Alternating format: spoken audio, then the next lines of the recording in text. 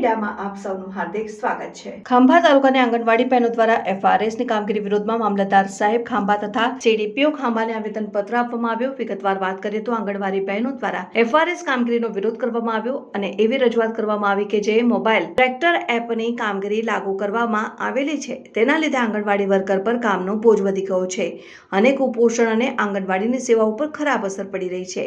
સાથે સાથે એફઆરએસના માધ્યમથી લાભાર્થીની યાદી હટાવવાની પ્રક્રિયા ચાલી રહી છે તથા એફઆરએસના માધ્યમથી THR ના વિતરણમાં બહુ જ તકલીફ આવી રહી છે અને 100% કામગીરી ના થવાથી આંગણવાડી વર્કરોનું ઉત્પીડન વધી રહ્યું છે અને એફઆરએસના માધ્યમથી THR ના વિતરણમાં બહુ જ સમય લાગે છે। છેક 1 મહિના સુધી વિતરણ ચાલે છે જેના લીધે બાળકોના શિક્ષણ અને તેમના માનસિક વિકાસ પર અસર પડી રહી છે। એટલા માટે અમારી માંગ છે કે પોષણ ટ્રેક્ટર એપમાંથી સુધાર તથા એફઆરએસ સિસ્ટમ હટાવી દેવામાં આવે તેવી માંગણી સાથે આંગણવાડી બહેનો દ્વારા વિરોધ પ્રદર્શન કરી આવેદનપત્ર આપવામાં આવ્યું। Reporter Alibhai Jhankra, news 7 India.